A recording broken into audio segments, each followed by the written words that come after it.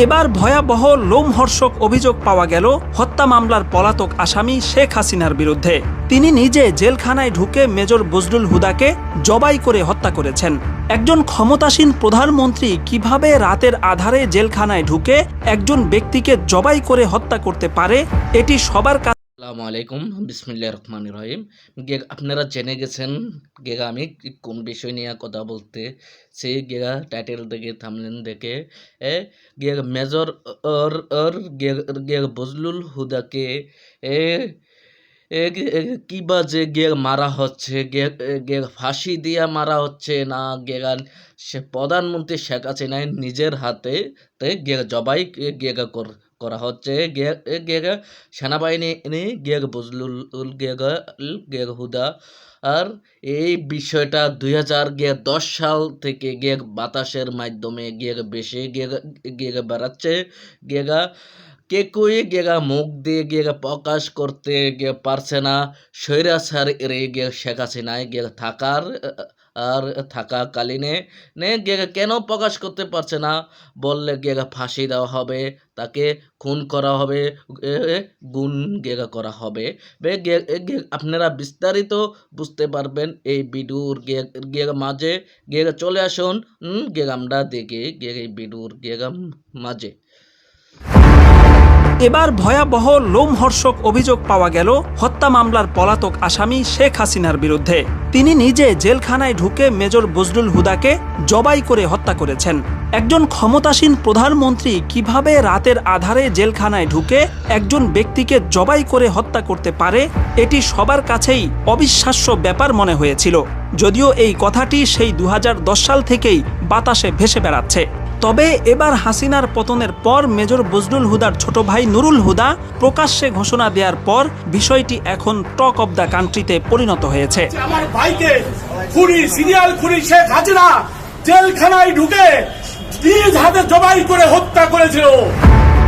1975 সালের 15 আগস্ট যেসব সেনা কর্মকর্তা ধানমন্ডি 32 নম্বরে গিয়ে শেখ মুজিবুর রহমানকে হত্যা করেন, তাদের মধ্যে অন্যতম ছিলেন মেজর বজলুল হুদা, যিনি শেখ মুজিবুর রহমানকে সরাসরি গুলি করেছিলেন। এই অপরাধে 2010 সালের 28 জানুয়ারি মেজর বজলুল হুদা সহ কারাগারে থাকা 5 জন ব্যক্তির ফাঁসি কার্যকরের সিদ্ধান্ত নেওয়া হয়।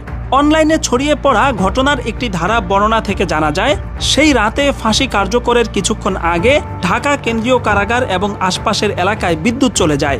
সে সময় দুটো কালো পাজেরো গাড়ি কারাগারে প্রবেশ করে, যার একটিতে ছিলেন স্বয়ং প্রধানমন্ত্রী শেখ হাসিনা। 5 জনের মধ্যে 4 জনকে মঞ্চে নিয়ে ফাঁসিতে ঝুলানো হলেও মেজর বজলুল হুদাকে সেখানে আনাই হয়নি। তাকে ভিন্ন একটি কক্ষে আটকে রাখা হয়। তিনি যেহেতু শেখ মুজিবকে সরাসরি গুলি করেছিলেন, এই কারণে তার কাছ থেকে শেখ হাসিনা সরাসরি প্রতিশোধ নিতেই মূলত কারাগারে হাজির হয়েছিলেন। ঘটনার বিবরণী থেকে জানা যায়, গরুকে জবাইয়ের সময় যেভাবে চেপে ধরা হয়, ঠিক সেভাবে 4 জন ব্যক্তি মেজর হুদাকে চেপে ধরে। এরপর শেখ হাসিনা তার বুকে পা রেখে জল্লাদকে ছুরি চালানোর আদেশ দেন। জবাইয়ের সময় মেজর বজলুল হুদার গলা থেকে ফিনকি দিয়ে যেই রক্ত ছিটকে বেরিয়েছে, তাতে শেখ হাসিনার পরনের শাড়িও কিছুটা রক্তাক্ত হয়েছিল।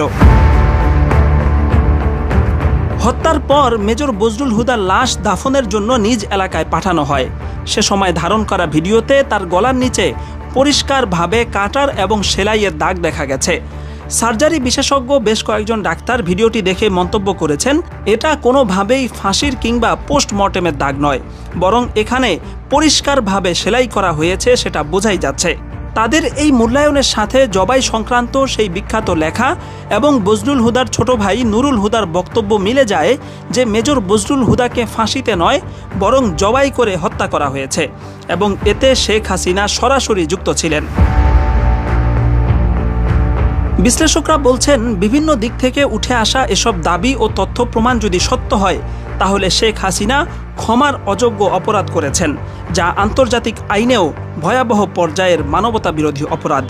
এমতাবস্থায় বিভিন্ন মহল থেকে মেজর বজলুল হুদার মৃত্যুর বিষয়ে বিচার বিভাগীয় তদন্ত দাবি করা হচ্ছে এবং তদন্তে সেই ঘটনা সত্য প্রমাণিত হলে শেখ হাসিনাকে দেশে ফিরিয়ে সর্বোচ্চ শাস্তির মুখোমুখি করারও দাবি জানিয়েছেন সামাজিক মাধ্যমের অজস্র মানুষ।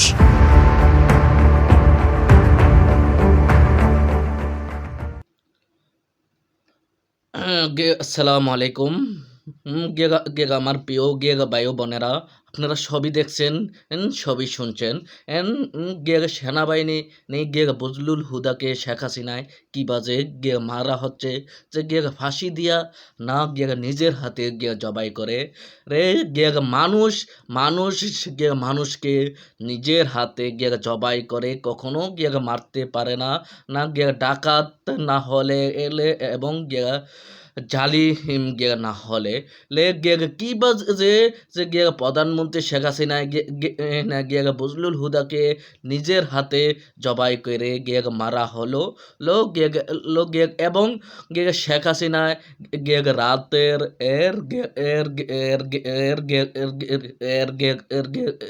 আধারে অন্ধকার রাতে গণভবন থেকে পাজারু গাড়ি দিয়ে কারাগারে যায় এবং 4 জনের মাঝে 3 জনকে ফাঁসির মঞ্চে নেওয়া হয় এবং সেনাবাহিনী বজলুল হুদাকে নেওয়া হয় না না আলাদা একটা রুমে রাখা হয়।